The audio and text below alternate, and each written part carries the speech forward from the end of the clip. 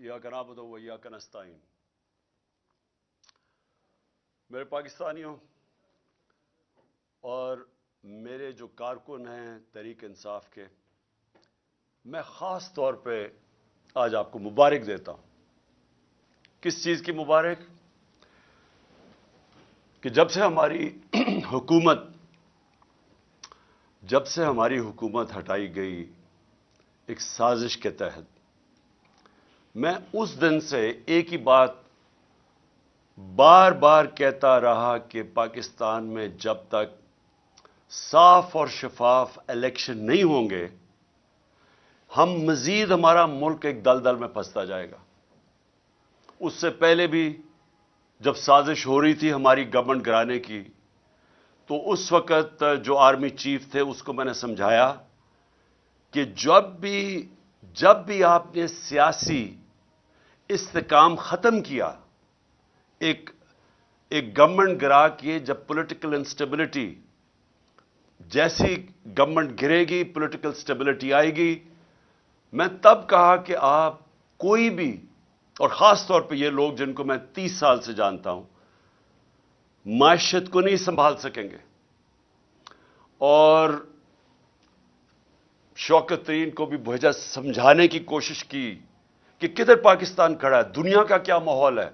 Ukraine की जंग शुरू हो चुकी थी, कमोडिटी सुपर साइकिल, कीमतें ऊपर चली गई थी दुनिया में।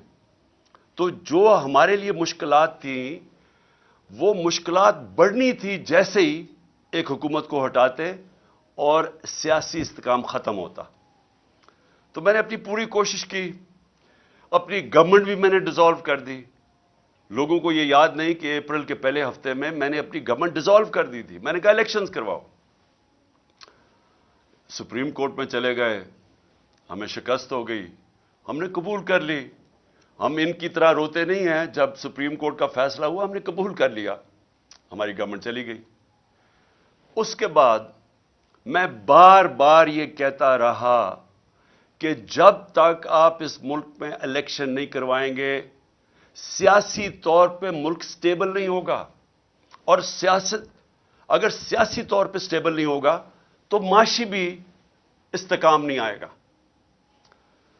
और जैसे जैसे हमारी माशियत नीचे जाती रही, मैं बार बार तोते की तरह यह कहता रहा कि ये इलेक्शंस करवाओ। लेकिन मसला यह आ गया कि ये जो पीडीएम की पार्टीज थी, ये भी और जो इनके पीछे हैंडलर्स थे, दोनों डर गए इलेक्शंस करवाने से। और वो इलेक्शंस इसलिए नहीं करवा रहे थे कि जैसे जैसे अवाम खड़ी होती गई तहरीक इंसाफ के साथ, उस गवर्नमेंट के साथ, यानी कभी भी पाकिस्तान की तारीख में एक गवर्नमेंट गिराई गई हो, कभी अवाम उसके लिए नहीं निकली। यानी हमारी मैं सारी तारीख जानता हूं, मैं तकरीबन जिस तरह पाकिस्तान के साथ बड़ा हुआ हूं। जब मार्शल लॉ भी लगता था तो लोग आके मिठाइयां बांटते थे। जो भी गवर्नमेंट 90 की दिहाई में गिरती थी, लोग मिठाइयां बांटते थे। तो यह पहली दफा हुआ कि पब्लिक सड़कों पे आ गई, लाखों लोग सड़कों के ऊपर आए और उन्होंने कहा कि यह हम मानते नहीं, ये जो साजिश करके रजीम चेंज किया गया।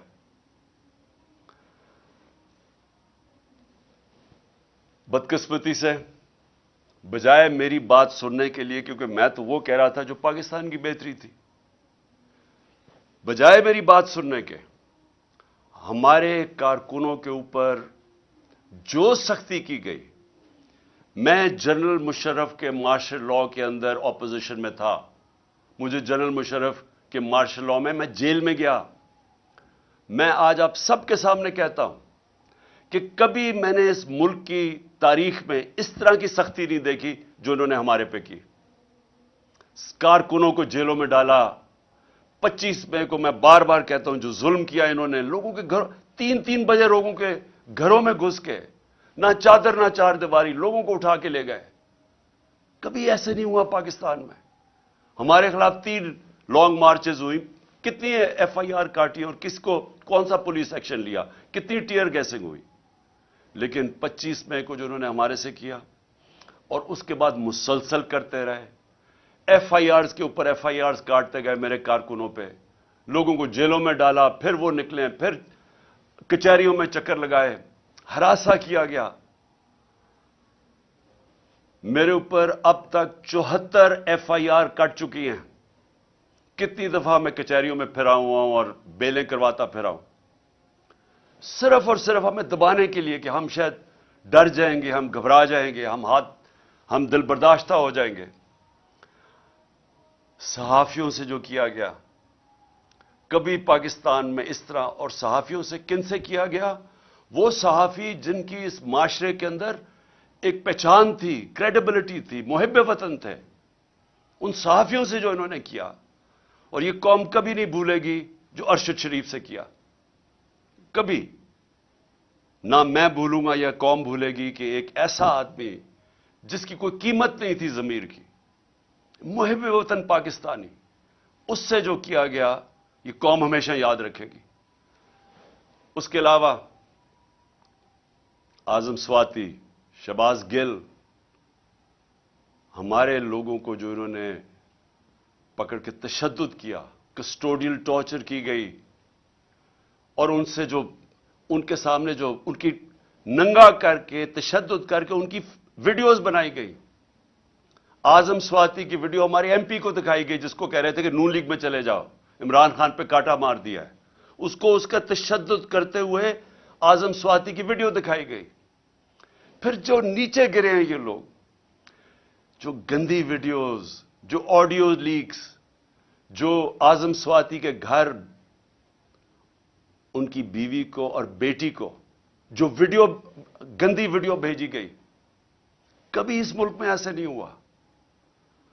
اور پھر سلمان فاروقی, اس کو پکڑ کے ننگا کر کے اس کو مارا گیا, اس کو دھمکایا گیا. سوشل میڈیا کے بچوں سے چونکہ 17-18 سال کے بچوں کو پکڑ کے انہوں نے اٹھا کے لے گیا, ان کو مار دھاڑ کے ڈرا دھمکا کے گھر واپس بھیجا گیا. ایسے کبھی نہیں ہوا پاکستان میں.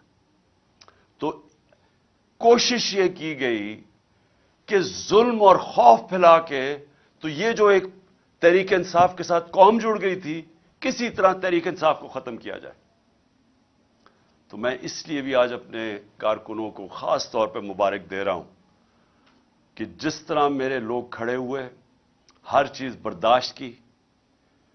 یہ جو ہم نے جیل بھرو تحریک شروع کی, وہ جب انہوں نے شروع میں لوگوں کو جیل میں جو ہمارے لوگوں نے گرفتاریاں دی, ہمارے لیڈرز نے دی, ان کو بھی میں خراج تحسین پیش کرتا ہوں. انہوں نے سب سے پہلے آگے, سب سے پہلے وہ ہوئے. تو تحریک بڑھتی جا رہی تھی. جس طرح تحریک بڑھ رہی تھی, گجرانوالہ, سرگودا, سائبال, اور زیادہ لوگوں نے گرفتاریاں دے رہی ہیں. پنڈی لوگ سامنے آ گئے. پشاور میں اتنی پبلک نکلائی, وہ پولیس گرفتاری نہ ان کو کرے. بڑھتی جا رہی تھی. اس سے کیا چیز ثابت ہوئی کہ یہ جو 11 مہینے میں ظلم کیا اور پھر ہمارے جو لوگوں کو جیلوں میں ڈالا, یہ جو جیل بھرو تحریک میں, ان کے اوپر خاص ظلم کیا گیا, ان کو مجرموں کی طرح رکھا گیا. جو میں ابھی کہانیاں سن رہا ہوں اپنے لوگوں سے, اپنے لیڈر سے, اپنے کارکنوں سے, خاص طور پہ ان کو, یعنی جس طرح کوئی فیصلہ کر کے کہ جناب یہ ہمارے کوئی دشمن ہے, وہ کیا گیا ان سے. کوئی پولیٹیکل پرزنر سے یہ حرکتیں نہیں کرتی جو انہوں نے جیلوں میں کی. میرے اوپر قاتلانہ حملہ ہوا. میں 2 مہینے پہلے سے بتا رہا تھا کہ یہ کرنے والے ہیں. مجھے پتا تھا کون ہے, مجھے اب بھی پتا کون ہے.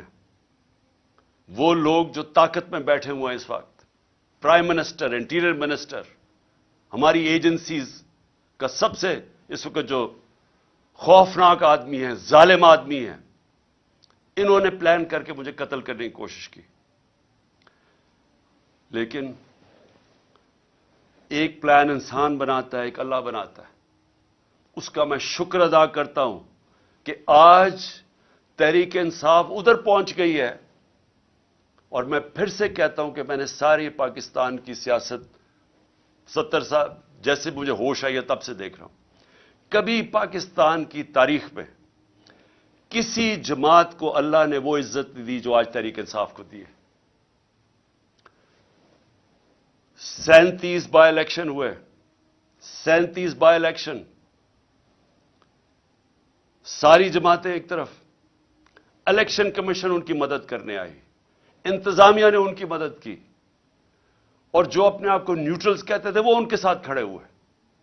उसके बावजूद 37 बाय इलेक्शंस में से 30 बाय इलेक्शन तहरीक इंसाफ जीती।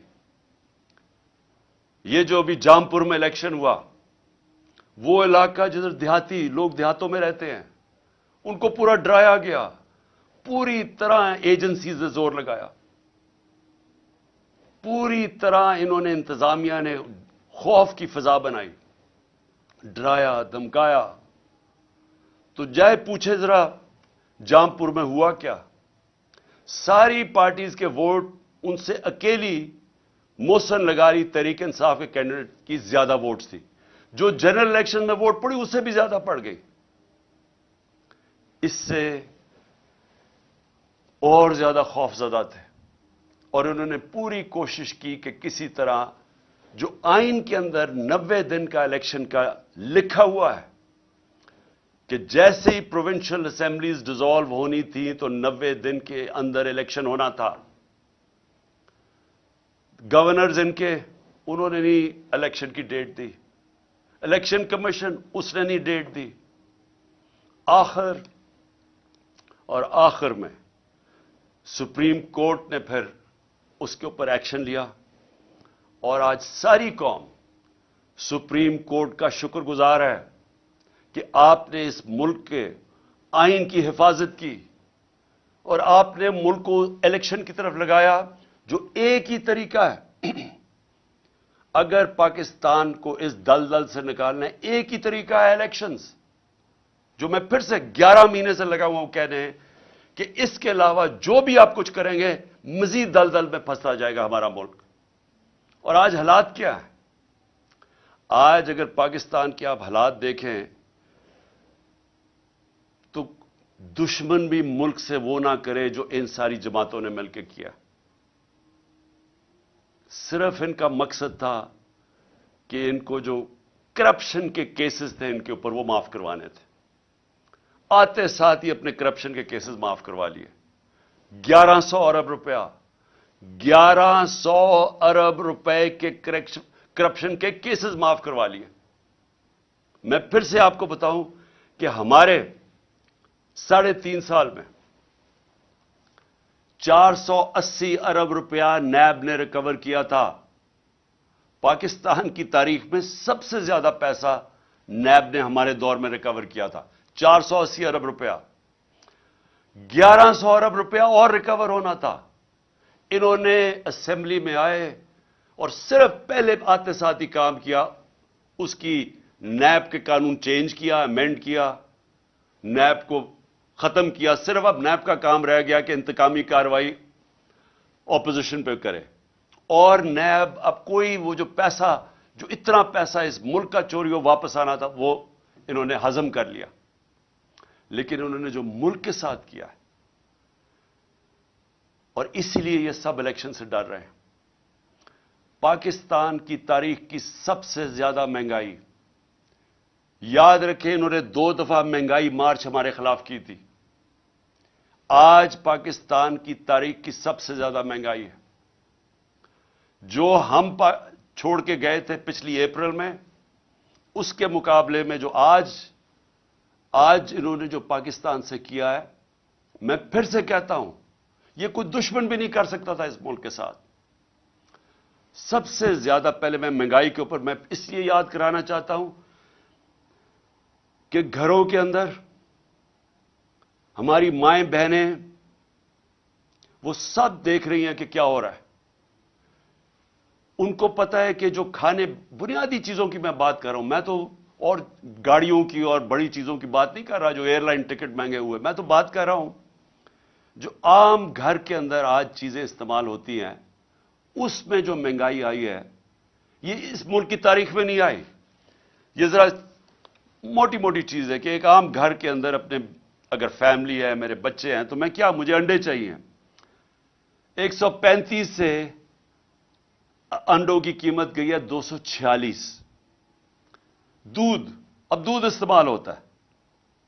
دودھ ایک ایسی چیز ہے جو کہ بچوں کے لیے استعمال کرنا چاہیے. دودھ کے اندر جب سے یہ آئے ہیں اس کا گیا 116 سے 116 روپے لیٹر سے کیا ہے 156 روپے لیٹر. اب یاد رکھیں کہ یہ ایک عام گھرانہ جس کی تنخواہ ہے 30,000 سے لاکھ روپیہ مہینہ. اب ان کے اندر سوچیں کہ یہ جو قیمتیں میں آپ بتا رہا ہوں کہ یہ وہ چیزیں جو استعمال کرتے ہیں. آٹا 20 کے جی کا آٹا ہمارے دور میں 1162 روپے, آج گیا 1705 روپے. چکن, وہ جو کبھی عام آدمی اچھے دنوں کے اندر اگر وہ گوشت کھانا چاہیں تو وہ چکن کھاتے ہیں, وہ 280 روپے سے گیا ہے 460 روپے. پھر گاڑی استعمال کرنی پڑتی ہے, پٹرول 150 روپے لیٹر سے گیا ہے 268 روپیہ. 150 روپے لیٹر سے گیا ہے پٹرول 268 روپے. ڈیزل گیا ہے 144 روپے لیٹر سے 280 روپے لیٹر. تو یہ جو عام ٹرانسپورٹ, اب اس کی وجہ سے ساری چیزیں مہنگی, جنہوں نے آفس جانا ہے, کام کرنا ہے, سب چیزیں مہنگی. گیس کی قیمت دگنی ہو گئی ہے. بجلی, اب بجلی کی قیمت جس ریٹ پہ ابھی بڑھی ہے اور جو سر چارجز لگا کے بڑھ رہے ہیں وہ تقریباً دگنی ہو گئی ہے. ٹیوب ویل, کسانوں کے لیے میں بات کر رہا ہوں, میں صرف اس لیے یہ جو موٹی موٹی چیزیں باقی میں نہیں بتاتا. کسانوں کے لیے ٹیوب ویل, اب وہ کسان ٹیوب ویل استعمال کرتا ہے, اس کو اپنی فصلیں اگانی ہوتی ہیں, اس کو جو پیسہ بچتا ہے وہ پھر واپس لگاتا ہے. لیکن ٹیوب ویل ہم نے سبسڈائز کیا ہوتا 8 روپے یونٹ. 8 روپے تھا ٹیوب ویل کا, آج وہ چلا گیا ہے 36 روپے, 4 گنا زیادہ مہنگا ہو گیا. پھر ہوا کیا, میں صرف جلدی سے یہ بتا دوں کہ آج حالات ہمارے ہیں کیا. جو روپیہ گرا ہے, ہمارے 3.5 سال میں ڈالر کے مقابلے میں روپیہ گرا تھا 55 روپے 3.5 سال میں. یہ یاد رکھیں کہ ان 3.5 سال میں عالمی مہنگائی تھی, کرونا کی وجہ سے سپلائی لائنز افیکٹ ہوئی تھی, اس کی وجہ سے ساری دنیا میں مہنگائی تھی, جس کو کموڈیٹی سپر سائیکل کہتے ہیں. بجلی مہنگی, سب چیزیں مہنگی ہوگی, تیل مہنگا ہو گیا. اس وقت ہمارے وقت کے اندر اس مہنگائی کے باوجود جو پاکستان تھا اس کے مقابلے میں آج دیکھیں کہ مہنگائی آج کدھر گئی. اس پاکستان کے اندر جو ہماری اکانومی گرو کر رہی تھی 6% پہ, آج وہ 0 پہ چلی گئی ہے. اور جو لوگوں کو خوف آ رہا ہے کہ جس طرح ملک میں سے پیسہ باہر جا رہا ہے, جس طرح انڈسٹری بند ہو رہی ہے, جس طرح کسان متاثر ہو رہا ہے, خوف اب یہ ہے کہ یہ جب 0 پہ جب پہنچ جائے گی گروتھ ریٹ, اس کا مطلب بے روزگاری اور بڑھ جائے گی. اور بے روزگاری ایک طرف بڑھے گی, دوسری طرف مہنگائی بڑھ رہی ہے. اور آگے مایوسی ہے, مایوسی ہے کہ 8 لاکھ پاکستانی پروفیشنلز ملک چھوڑ کے باہر چلے گئے. یہ ہے مایوسی کا عالم اس دور میں. دو اور چیزیں میں آپ کو بتا دوں کہ اس دور میں کوئی بڑا مسئلہ نہیں آیا. ہمارے دور میں کرونا آیا, جو صدی میں ایک دفعہ اتنا بڑا ایک عذاب آتا ہے. صدی میں ایک دفعہ اس طرح کا ایک سانحہ ہوتا ہے جو ساری دنیا میں, کرونا نے دنیا میں جو امپیکٹ کیا. ہمارے دور میں اس کے باوجود ہمارا ملک بھی آگے جا رہا تھا, ہماری معیشت بھی 6% پہ بڑھ رہی تھی, 17 سالوں کے بعد اس طرح اوپر جا رہا تھا. انڈسٹری وہ ریکارڈ پرفارم کر رہی تھی, وہ آگے بڑھ رہی تھی. ہمارا جو زرعی پیداوار تھی وہ 4.5% پہ تھی, وہ کوئی 17 سال کے بعد اوپر ملک جا رہا تھا. تو جب ملک اوپر بھی جا رہا تھا, روزگار 50 لاکھ نئی نوکریاں ملی ہمارے دور میں. تو اس مشکل حالات کے اندر کرونا کے باوجود، کموڈٹی سپر سائیکل کے باوجود، ہم جب وہ ملک کو سنبھال رہے تھے تو ان کے کون سی قیامت آئی کہ آج پاکستان ادھر آگے کھڑا ہو گیا؟ آج جو سب سے بڑا مسئلہ ہے کہ آج اگر جس طرح ہم جا رہے ہیں، ابھی مزید اور مہنگائی آنے والی ہے. ابھی یہ جو روپیہ گرا ہے، حال ہی میں جو روپیہ ابھی اور گرا ہے، اس کا بھی اور امپیکٹ پڑے گا، اور بھی تیل اور پٹرول اور مہنگے ہونے لگے، اور یہ مزید اور ہم دلدل میں دھستے جائیں گے. تو اس کا حل کیا ہے؟ میں آج اصل میں اپنی، کیونکہ یہ الیکشن ہماری کیمپین شروع ہونے لگی ہے، تو میں پہلے اب آپ کو بتاتا ہوں کہ راستہ کیا ہے اس میں سے نکلنے کا. قوم آج یہ پوچھ رہی ہے کہ اگر تحریک انصاف آتی ہے تو ہم کیا کریں گے؟ ہم کیسے قوم کو اس مشکل وقت سے نکالیں گے؟ سب سے پہلے جب تک اس ملک کے اندر ایک گورنمنٹ نہیں آتی جو ایک پبلک مینڈیٹ لے کے آئے، جو پبلک کی ووٹ سے آئے، جو پبلک جس پہ اعتماد کرے.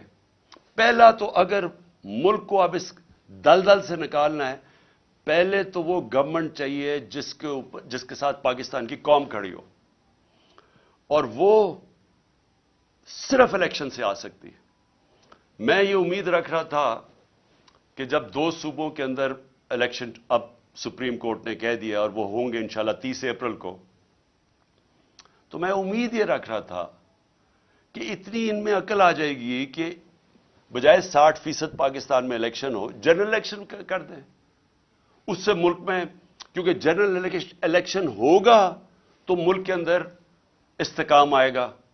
کیونکہ جو بھی ہم کریں گے، جب تک ایک گورنمنٹ، ایک پاکستان کے اندر نیشنل الیکشنز ہو کے ایک گورنمنٹ نہیں آتی، تو سیاسی استحکام نہیں آنے لگا.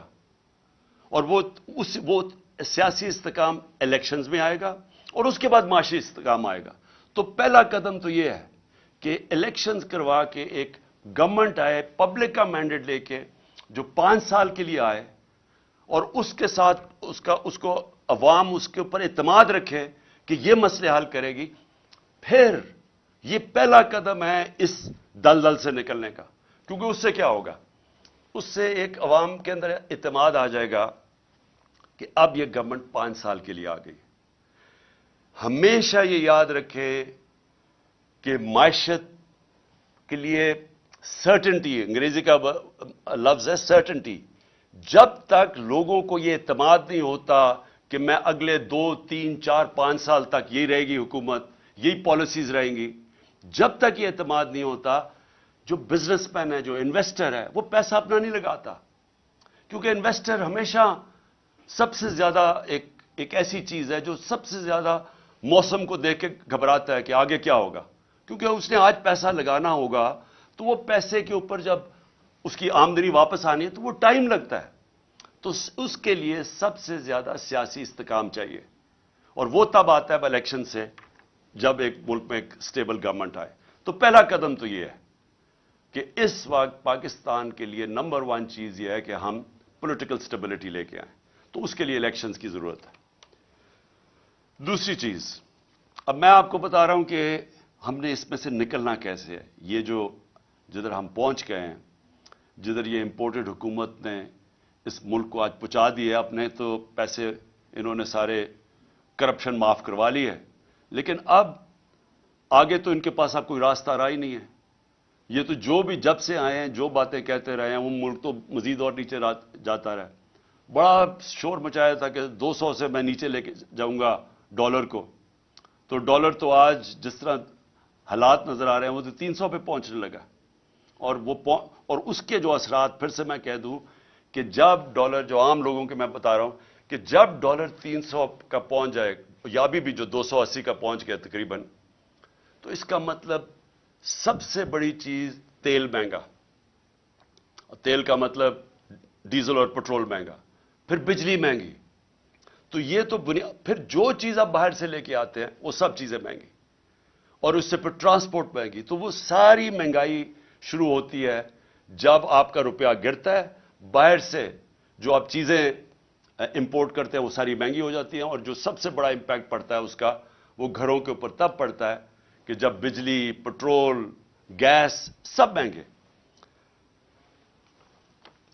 دوسری چیز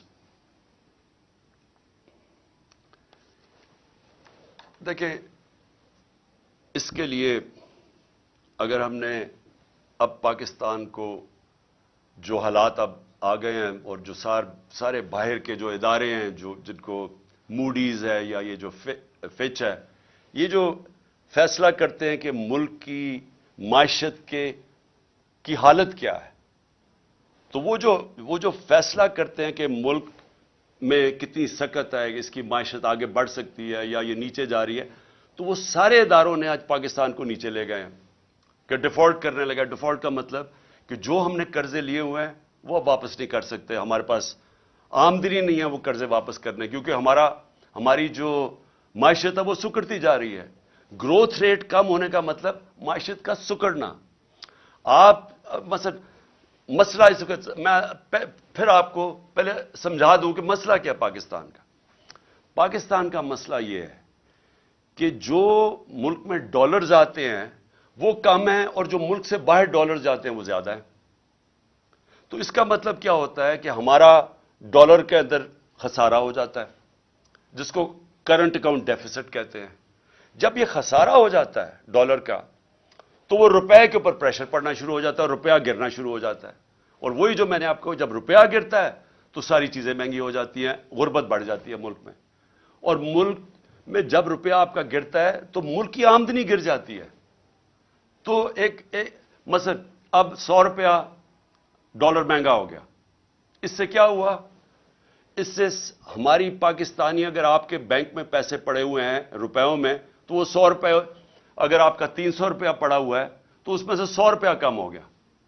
اس کی یعنی خریدار کی پاور کم ہوگی. لیکن اگر آپ نے یہ جو سارے باہر سے امپورٹڈ گورنمنٹ ہے، ان کے تو سارا پیسہ باہر پڑا ہوا ہے، ان کے تو ڈالرز میں پیسے پڑے ہیں، ان کی پراپرٹیز میں فیئر بینک اکاؤنٹ سارے ڈالرز میں ہیں، تو ان کو مزید 100 روپے کا فائدہ ہو گیا.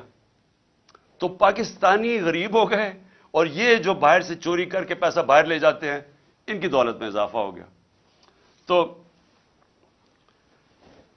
سب سے جو میں یہ دوسرے پوائنٹ آپ کو کہنے لگا تھا کہ سب سے امپورٹنٹ اب چیز کیا ہے اس وقت، اس مشکل جو ہم آگے دیکھ رہے ہیں، اس سے اگر ہمیں نکلنا ہے تو ایک ملک کو یونائٹ ہونا پڑے گا، ہمیں متحد ہونا پڑے گا. یہ جنگ اب یہ ایسی نہیں لڑی جائے گی کہ گورنمنٹ آئی اور کوئی گورنمنٹ سمجھے کہ وہ اکیلی لڑ سکتی ہے. عوام کو ساتھ کھڑا ہونا پڑے گا، اداروں کو ساتھ کھڑا ہونا پڑے گا، سب کو متحد ہو کے اس کا مقابلہ کرنا پڑے گا. اور جب بھی دنیا کے اندر کسی قوم کے اوپر مشکل وقت آتا ہے، آپ دنیا کی تاریخ دیکھ لیں، آپ اور تو اور مثال دوسری جنگ عظیم میں 2 ملک مکمل طور پہ تباہ ہو گئے، جرمنی اور جاپان، لیکن 10 سال میں پھر کھڑے ہو گئے کیونکہ وہ قومیں تھیں، انہوں نے مل کے مقابلہ کیا، سب اکٹھے ہوئے، ادارے سب نے فیصلہ کیا کہ ہم نے پھر سے اپنے پیر پہ کھڑا ہونا ہے اور کھڑے ہو گئے. جب قوم اکٹھی ہو جاتی ہے اس کے لیے کوئی چیز ناممکن نہیں ہوتی. قوم جب فیصلہ کر لیتی ہے کہ ہم نے اپنے پیر پہ کھڑا ہونا ہے، ایک غیرت مند ملک بننا ہے، کسی کے سامنے ہاتھ نہیں پھیلانا، جب اس میں خودداری آ جاتی ہے وہ پھر قربانیاں دیتی ہے. اور مشکل وقت سے نکلنے کے لیے ہمیشہ قربانیاں دینی پڑتی ہیں. اب میرا گھر ہے، قرضے چڑھ گئے. اب جب قرضے چڑھ گئے تو میں کیا کروں گا؟ میں اپنی آمدنی بڑھانے کی کوشش کروں گا، اور جب تک میری آمدنی بڑھتی میں اپنے خرچے کم کروں گا. اس کے علاوہ تو جب سے اللہ نے دنیا بنائی ہے اور کوئی دوسرا راستہ نہیں ہے. تو ہمارے سامنے بھی اب پاکستان کے سامنے یہ راستہ ہے. ہم نے اپنے خرچے کم کرنے ہیں، ہم نے ہر وہ ادارہ جو کہ پاکستان کے اوپر بوجھ بنا ہوا ہے، ہر وہ گورنمنٹ کارپوریشن جو بوجھ بنی، اب ہم نے سوچنا ہے کہ ہم کیسے ان کو ٹھیک کرنا ہے. اور اس کے لیے ہمیں وہ جو پاکستان نے اپنی تاریخ میں نہیں اٹھائے، ہم شارٹ کٹس لے لیتے ہیں، ہم ایڈ لے لیتے ہیں، ہم قرضے لے لیتے ہیں. اس سے کیا ہوتا ہے، اور جو یہ حکومت کرنے کی کوشش کر رہی ہے، ہاتھ پھیلایا ہے کہ جو کہیں سے قرضے آ جائیں، بڑا یعنی خوشیاں بنائی جاتی ہیں کہ جی وہاں سے चाइना ने $500 मिलियन का कर्जा दे दिया। लेकिन ये तो कैंसर का इलाज डिस्प्रिन से हो रहा है। कैंसर तो फैलती जा रही है। कैंसर का जब तक कैंसर काट के निकाली नहीं जाएगी, अब ये मुल्क का इलाज हो नहीं सकता कर्जों से। तो उससे क्या करना है? पहले तो हमने अपने खर्चे कम करने हैं। कई हमारी गवर्नमेंट कॉर्पोरेशन नुकसान कर रही हैं, उनको बिल्कुल रिस्ट्रक्चर करना है। हमने इतनी बड़ी गवर्नमेंट्स बना दी हैं, सोचना है कि उनको हमने सही तरह चलाना कैसे है। हमने मसलन पेंशन्स हैं, और पेंशन्स इतनी ज्यादा हो गई हैं कि हमारा जो खर्चा, एक सूबे का खर्चा होता है, उसमें उसका ज्यादा पैसा पेंशन्स पे चला जाता है। हालांकि दुनिया में पेंशन्स के लिए पैसा बनाया जाता है। पेंशन्स को सेविंग करवा के जो लोग पेंशन दे रहे होते हैं वो अपनी पेंशन फंड में कंट्रीब्यूट करते रहते हैं, वो बड़ा फंड बन जाता है। महातिर मोहम्मद ने मुझे बताया कि वो उनका जो पेंशन फंड है वो उनके लिए पैसे, वो इन्वेस्ट करते हैं, उससे पैसा आता है, और उससे पैसे में वो मुल्क की दौलत में इजाफा होता है। हमारे लिए वो बोझ बना हुआ है। तो मैं सिर्फ मिसाल दे रहा हूं कि हमें अब वो कदम उठाने पड़ेंगे जो अब तक हम पाकिस्तान में नहीं करते रहे। रेवोल्यूशनरी चेंजेस करने पड़ेंगे, और इसमें सबको इकट्ठा होना पड़ेगा। हम सारे जो इदारे हैं सबको फैसला करना पड़ेगा कि अब ये रास्ता है हमारा, और हम सब ने उस रास्ते पे जाना है। आमदनी कैसे बढ़ेगी? एक्सपोर्ट्स बढ़ानी पड़ेंगे, यानी इस मुल्क में अब डॉलर लाने पड़ेंगे। वो कौन कौन से तरीके हैं डॉलर्स लाने के लिए? एक्सपोर्ट्स, आज तक किसी ने तवज्जो ही नहीं दी एक्सपोर्ट्स के ऊपर। जो सारी दुनिया में मुल्क आगे बढ़े हैं, चाइना आगे बढ़ा है, ईस्ट एशियन टाइगर्स आगे बढ़े हैं, उस सारों ने अपनी एक्सपोर्ट्स के ऊपर जोर दिया है। हमने कभी तवज्जो ही नहीं दी किसी ने।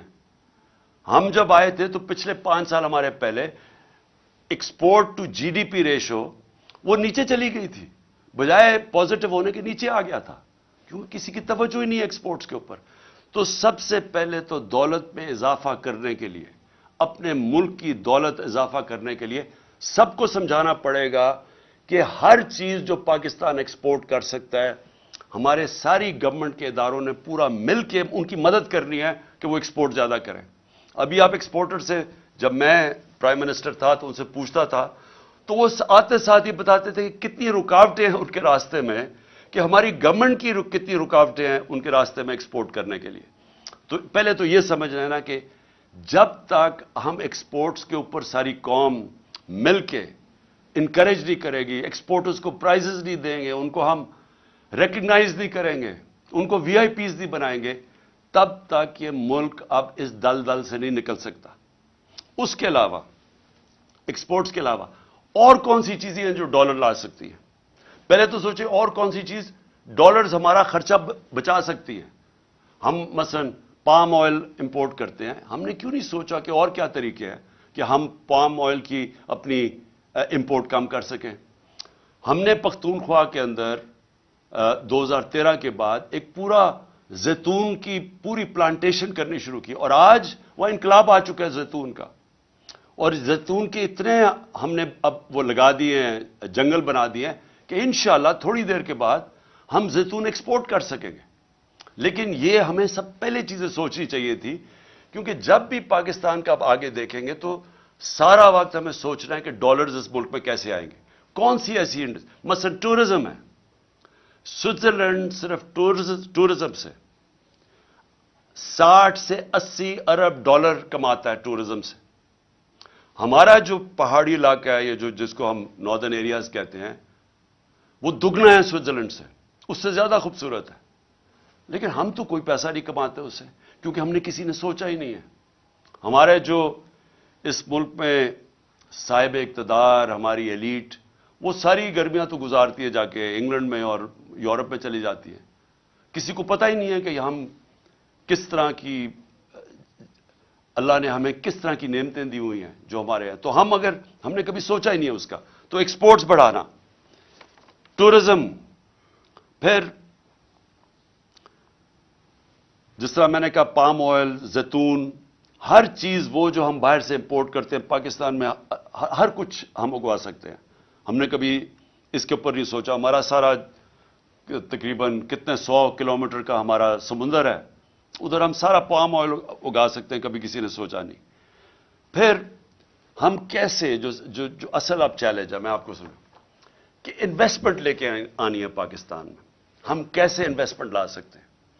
میں آپ کو, ہندوستان 6.5 گنا بڑا پاکستان سے ہے. پچھلے سال پاکستان میں جو انویسٹمنٹ آئی ہے 2022 میں $2 ارب. ہندوستان میں کتنی انویسٹمنٹ آئی ہے؟ $75 ارب. ہم جب تک ایک ملک میں انویسٹمنٹ ہی لے کے آئیں گے, ہماری دولت کے اندر پھر بھی اضافہ نہیں ہوگا, کیونکہ انویسٹمنٹ جب ڈالرز میں آئے گی, ہمارا جو ریزروز ہے ڈالر کے بڑھیں گے. ہمیں یہ مسئلہ نہیں آئے گا جو آج آیا ہوا ہے کہ ہمارے ریزروز ہی ختم ہو گئے, ڈالر ختم ہو گئے, روپیہ گر رہا ہے, مہنگائی بڑھ رہی ہے. کوئی پاکستان میں آج سرمایہ کاری کرنے کے لیے کیوں نہیں تیار؟ کیونکہ وہ ڈالر ہی خریدتے ہیں, اس کو ضرورت کیا جب روپیہ گر رہا ہے. باہر سے بھی کسی کو اعتماد نہیں ہے. تو تب جب انویسٹمنٹ جب تک پاکستان میں ہم نہیں لے کے آئیں گے, صحیح معنی میں ہماری دولت میں اضافہ نہیں ہوگا. ہم نے ٹیکنالوجی زونز بنائے, ہم نے ایکسپورٹ زونز بنائے, ہم نے خاص طور پہ یہ بنائے اس لیے کہ جو باہر سے ہمارے ملک میں انویسٹ کرنا چاہتا ہے, ادھر ہم نے ان کے لیے کنسیشنز دی, ہم نے ٹیکس بریکس دیے تاکہ وہ آئیں اور یہاں انویسٹ کریں. بدقسمتی سے جو ہمارا سب سے ہمسایہ چائنا, وہ 2 سال بند ہو گیا کرونا کے اندر. جب کرونا آیا تو چائنا کے اندر تقریباً آنا جانا مشکل ہو گیا, ان کے کوارنٹین کے اتنے مشکل لاز تھے.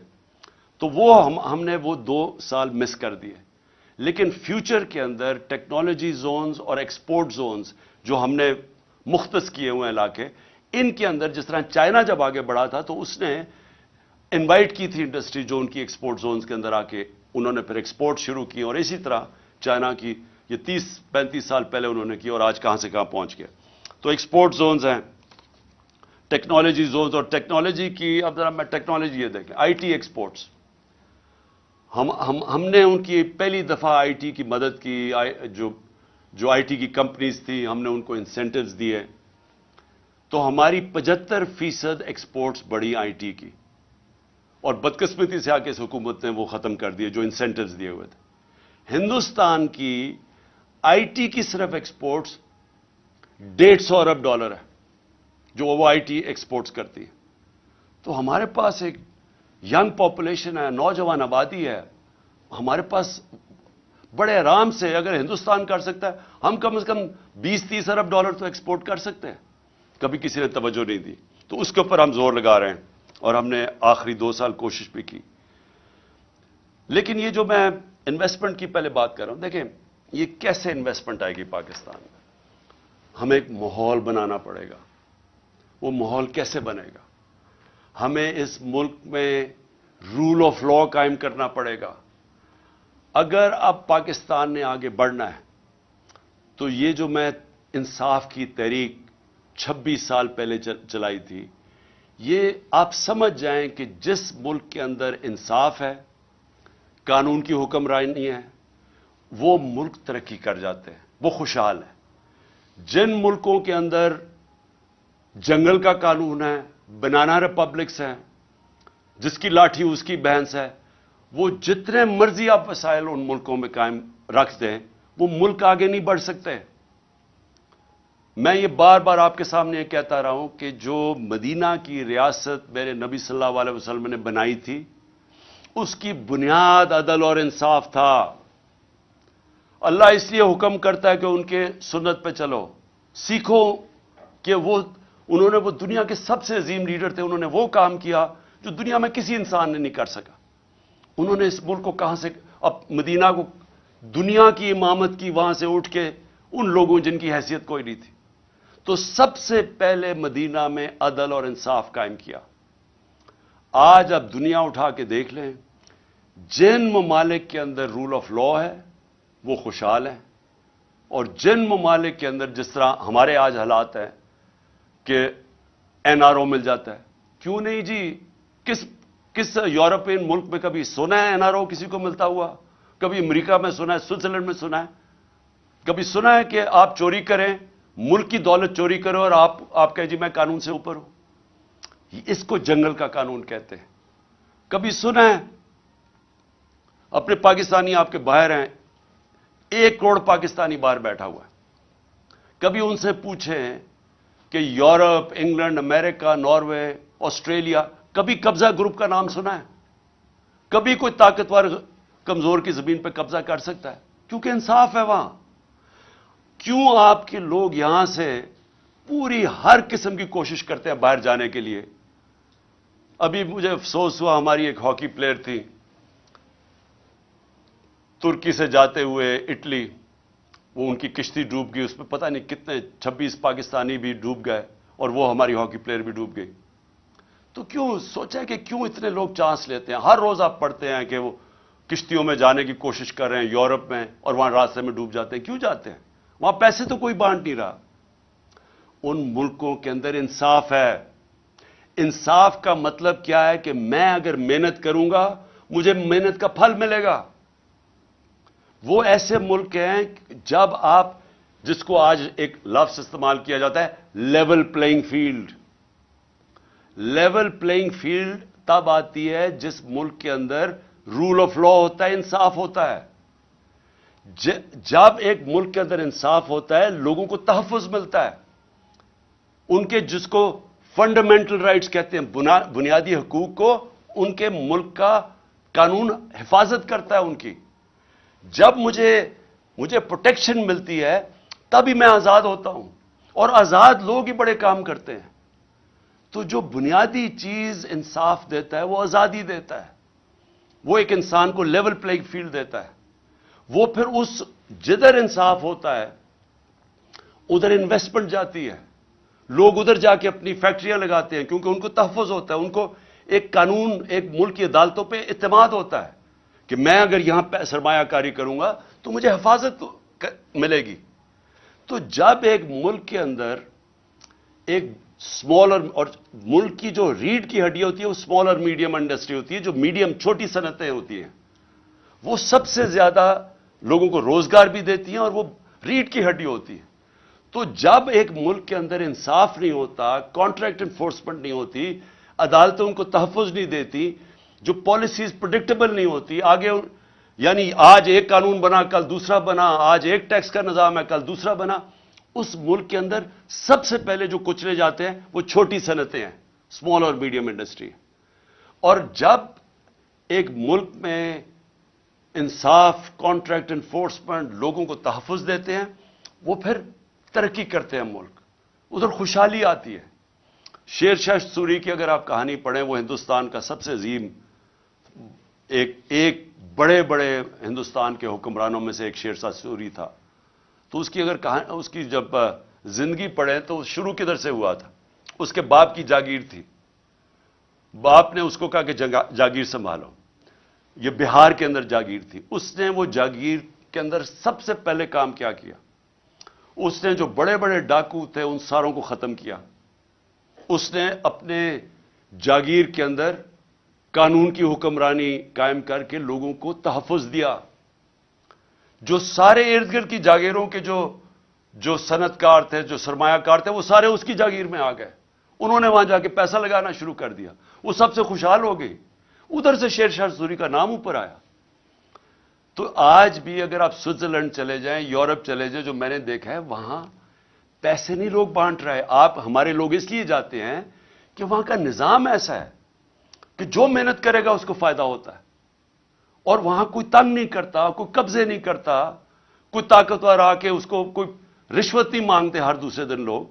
दुबई में चले जाएं, दुबई में आप पूछें जरा पाकिस्तानियों से कि किस तरह, क्यों आप पाकिस्तान में नहीं बिजनेस करते, क्यों दुबई चले गए हैं, तो वो पूछें, वो आपको बताएंगे कि कोई तंग नहीं करता उनको पता है ये टैक्स है, इतना दो, आराम से मेहनत करो, काम करो, आपको फायदा होगा।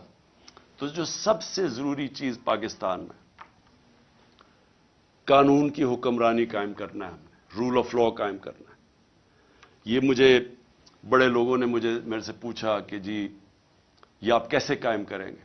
ये मैं 26 साल से कोशिश कर रहा हूं। मैंने लोगों को, मेरे से जब बात करते हैं कि जी इमरान साहब देखें, आप ये ऑपोजिशन है, आप इनसे बात क्यों नहीं करते? मैं इन सबको अब से नहीं, पहले से भी कह रहा हूं कि पॉलिटिशियन सबसे बातचीत करता है। पॉलिटिशियंस किसी से कुटी नहीं करता। پولیٹیشنز کا کام ہوتا ہے سب سے بات کر کے اپنے موقف کے ارد گرد لانا یا ان کی بات سننا، اپنی سننا، اور پھر کوئی بیچ میں کوئی گراؤنڈ پہ پہنچنا. لیکن جو لوگ ملک کا پیسہ چوری کرتے ہیں، آپ ان کے ساتھ کیسے سمجھوتا کر سکتے ہیں؟ مجھے اگر یہ بار بار، جب 3.5 سال میں گورنمنٹ میں تھا، مجھے بار بار کہتے رہے کہ جی ان کو آپ این آر او دے دیں. جنرل باجوہ نے کہا کہ ان کو این آر او دے دو. وہ جب میں ان سے بات کریں ہم نے فیٹف کا بل پاس کرنا ہے، وہ کہتے جی این آر او دے دو. میں این آر او نہیں دے سکتا کیونکہ میرا پیسہ انہوں نے نہیں چوری کیا، پیسہ عوام کا چوری کیا ہے. میں کون ہوتا ہوں کہ عوام کا پیسہ ان کو معاف کر دوں؟ اور جب آپ ان کو معاف کرتے ہیں تو باقی چوروں کو کیوں پکڑتے ہیں؟ پھر جیلوں میں بیچارے غریب لوگ کیوں پھنسائے ہوئے ہیں؟ میں سب سے بات کرنے کے لیے تیار ہوں، سب سے سمجھوتا کرنے کے لیے تیار ہوں، کیونکہ جو آگے پاکستان کے حالات ہیں، میں پھر سے کہہ رہا ہوں کہ ساری قوم کو مل کے ان کا مقابلہ کرنا پڑے گا. میرے اوپر قاتلانہ حملہ ہوا، مجھے پتہ ہے کس نے حملہ کیا. میرے اوپر حملہ ہوا، میں معاف کرنے کے لیے تیار ہوں ملک کی خاطر، کیونکہ ہمارے نبی صلی اللہ علیہ وسلم نے، جن کے ہم امتی ہیں، انہوں نے جب فتح مکہ ہوا تو انہوں نے جن لوگوں نے ان کے اوپر ظلم کیا تھا انہوں نے سب کو معاف کر دیا. نیلسن منڈیلا نے اسی سنت پہ چلتے ہوئے، کیونکہ وہ تو رحمت العالمین ہے نا، وہ تو سب انسانوں کے لیے ایک رحمت بن کے آئے تھے. تو نیلسن منڈیلا نے جب 27 سال جیل میں گزارے، جب وہ باہر نکلا تو اس نے سب کو معاف کر دیا جنہوں نے اس کے اوپر ظلم کیا تھا. اور اس نے یہ کہا کہ ٹروتھ اینڈ ریکنسیلیشن، بس یہ سچ بول دو کہ آپ نے یہ ظلم کیا ہے تو ہم آپ کو معاف کر دیتے ہیں. ساؤتھ افریقہ کو بچا گیا، وہاں خون خرابہ ہونا تھا. آج بھی پاکستان جدھر کھڑا ہے اس وقت ملک کو اکٹھا ہونا ہے. تو میرے لیے، میں اپنی اگر ذات کے لیے پالیٹکس کر رہا ہوتا تو میں بھی کہاں جی اس کو میں نہیں چھوڑوں گا تو اس سے میں بدلہ لوں گا تو فلانے سے لوں گا. یہ میری ذات کی بات نہیں ہے، یہ ملک کی بات ہے. اور ملک آج ادھر کھڑا ہے. پاکستان کی تاریخ میں اتنا برا وقت پاکستانیوں پہ نہیں آیا. اس وقت جو اندازہ یو این ڈی پی اندازہ لگا رہی ہے کہ 1 کروڑ لوگ غربت کی لکیر سے نیچے چلے جائیں گے. ایک اندازے کے مطابق 50 لاکھ لوگ وہ بھوکے رہ جائیں گے. جو آج کل حالات ہے، تو ہم سب کی ذمہ داری ہے کہ اپنے ملک کے لوگوں کی جو اس وقت مشکل حالات میں ہیں، جو مہنگائی میں وہ حالات ہیں جو کبھی پاکستان میں نہیں تھے، ہمیں ان کو سامنے رکھنا ہے، اپنی ذات کے اوپر نہیں آنا. ان کے لیے ہمیں ملک کو اکٹھا کرنا ہے. ہم نے آگے اس ملک کو پیر پہ کھڑا کرنا ہے تو شروع ادھر سے ہوگا جدھر ایک سارے ادارے مل کے اب فیصلہ کریں. عدلیہ، ہماری عدلیہ کا بہت بڑا رول ہے. جوڈیشل ریفارمز چاہیے. ہم اپنی عدلیہ کے اندر ریفارمز کریں تاکہ انویسٹر آئے. سب سے زیادہ پاکستان کا اثاثہ میرے پاکستانیوں یاد رکھیں اوورسیز پاکستانی ہیں. یہ جو آپ کے تقریباً 1 کروڑ پاکستانی باہر بیٹھا ہوا ہے، ان کا پیسہ ڈالروں میں کمایا جا رہا ہے. یہ اتنا بڑا اثاثہ ہے کہ ہم تھوڑی عقل استعمال کر لیں، ملک میں ماحول ٹھیک کر دیں، جس کو کہتے ہیں انویسٹمنٹ انوائرمنٹ ٹھیک کر دیں، ایز آف ڈوئنگ بزنس کر دیں. ہم ان کے لیے رکاوٹیں کم کر دیں. ہم اپنی بیوروکریسی کو، سول سروس کو، اپنی عدلیہ کو، اپنی فورن مشنز جو بیٹھی ہوئی ہیں، ہماری جو فورن ایمبیسیز ہیں، سب کو لگا دیں کہ ہم نے ان کو سہولتیں دینی ہیں پاکستان میں، تاکہ یہ اب پاکستان میں سرمایہ کاری کریں. آپ کو اندازہ نہیں کہ اس ملک میں کتنا پیسہ آ سکتا ہے. جو ہم تھوڑے تھوڑے ڈالرز کے لیے ذلیل ہو رہے ہیں دنیا میں، ایک دفعہ بیرون ملک پاکستانیوں کے لیے ہم ماحول بنا دیں، اس ملک میں اتنا پیسہ آ سکتا ہے، ڈالرز آ سکتے ہیں کہ ہمیں کبھی آئی ایم ایف کے پاس جانا نہ پڑے. آپ کو میں ابھی بلومبرگ، ایک وہ میگزین ہے بلومبرگ، اس میگزین کے اندر، کیونکہ دنیا کے اندر دنیا کے جو ملک ہیں ان کی معیشت کے اوپر وہ کامنٹ کرتی ہے. دبئی میں ذرا یہ غور سے سنیں, دبئی میں 20,000 پاکستانی 20,000 پاکستانیوں نے پراپرٹیز خریدی ہیں 10.4 ارب ڈالر کی. ہم آئی ایم ایف کے پیچھے ہمارا پروگرام تھا 6 ارب ڈالر کا, ہم نے 3 ارب ڈالر لیے تھے اپنے دور میں. ہم اس کے لیے اپنی آزادی بھی کھو بیٹھتے ہیں, اپنی عزت بھی کھو بیٹھتے ہیں. صرف 20,000, یاد رکھیں 1 کروڑ پاکستانی باہر ہے, 20,000 پاکستانیوں نے دبئی میں 10.4 ارب ڈالر کی پراپرٹی خریدی ہے. تو وہ پہلے تو پوچھیں وہ دبئی میں کیوں خرید رہے ہیں, اور وہ تو یہاں سے پیسہ باہر جا رہا ہے نا. ہمیں پتہ ہے کہ یہاں بڑے بڑے جو بدقسمتی سے یا طاقتور لوگ جو یہ پیسہ چوری کرتے ہیں وہ سارا باہر بھیج دیتے ہیں. یہ جو سارے مے فیئر کے فلیٹ اور یہ سارا یہاں کا چوری کیا ہوا پیسہ گیا ہوا ہے. تو میں تو صرف دبئی کی بات کر رہا ہوں, میں تو یورپ کی نہیں بات کر رہا, میں امریکہ کی نہیں بات کر رہا, میں انگلینڈ کی بات نہیں کر رہا, لندن میں کتنی پراپرٹیز ہے پاکستانیوں کی اس کی بات نہیں کر رہا, میں تو صرف دبئی کی بات کر رہا ہوں. سوچیں پاکستانیوں کا یہ تو ملک سے باہر پیسہ جا رہا ہے. یہ سوچ لیں کہ ان 1 کروڑ پاکستانیوں میں سے اگر 5 لاکھ پاکستانی فیصلہ کریں پاکستان میں سرمایہ کاری کرنے کا, میں آپ کو یقین دلاتا ہوں کہ پاکستان کے ڈالر کا مسئلہ حل ہو جائے گا. لیکن اس کے لیے رول آف لا, قانون کی حکمرانی, وہ ماحول بنانا پڑے گا جس میں ان کے لیے آسانیاں ہم پیدا کریں تاکہ وہ پیسہ اپنا لے کے آئیں. اور یہ دنیا میں جب ویتنام, یہ جو ملک آگے بڑھے ہیں, ان ساروں نے ماحول پیدا کیا جدھر سے باہر سے انویسٹمنٹ آئی. لیکن ان کے پاس ان کے لوگوں نے نہیں کی, انہوں نے تو چائنیز انویسٹمنٹ لے کے آئے ویتنام میں. ہمارے پاس تو یہ ہمارا اثاثہ بیٹھا ہوا ہے, ہم نے صرف ماحول ٹھیک کرنا ہے, ہم نے ان کے لیے آسانیاں پیدا کرنی ہیں, ہم نے اس ملک کے اندر انصاف قائم کرنا ہے. اور انصاف کا مطلب قانون کے سامنے سب ایک برابر. جب تک یہ نہیں ہوگا یہ ملک آگے نہیں بڑھ سکتا. میں آپ کو بار بار نبی صلی اللہ علیہ وسلم کی جو حدیث ہے کہ تمہارے سے پہلے بڑی قومیں تباہ ہوئی, جب طاقتور چوری کرے اسے نہ پکڑو اور کمزور کو جیلوں میں ڈالو, وہ قوم تباہ ہو جاتی ہے. یہ ہماری تباہی کا سب سے بڑا مسئلہ آج یہ ہے کہ طاقتور چوری کر کے کہتا ہے این آر او دے دو, نہیں تو ہم تمہاری گورنمنٹ نہیں چلنے دیں گے, اور ہم صرف چھوٹے چوروں کو جیل میں ڈالتے ہیں, ملک تباہ ہو جاتا ہے. تو جو ان ساری چیزوں کو ایک اگر پوائنٹ سب سے زیادہ وہ ہے قانون کی حکمرانی, رول آف لا. تو آخر میں اور اس میں اور میں بتا دوں, ہم ٹیکس ریفارمز کر رہے تھے, ہم ایف بی آر کو ٹھیک کر رہے تھے, ٹیکنالوجی لے کے آ رہے تھے, ہم نے ٹریک اینڈ ٹریس سسٹم بنا دیا تھا, ہم نے آرٹیفیشل انٹیلیجنس کے ذریعے ہم نے 35 ملین ٹیکس پیئرز کو آئیڈینٹیفائی کیا رہا تھا جو مزید جو ٹیکس نہیں دے رہے تھے لیکن ان کے پاس وسائل تھے. تو ہم نے آرٹیفیشل انٹیلیجنس کے ذریعے ان کو آئیڈینٹیفائی کیا. تو اور آہستہ آہستہ ہمارے پاس تو ابھی صرف 20-25 لاکھ ٹیکس پیئر والے لوگ ہیں.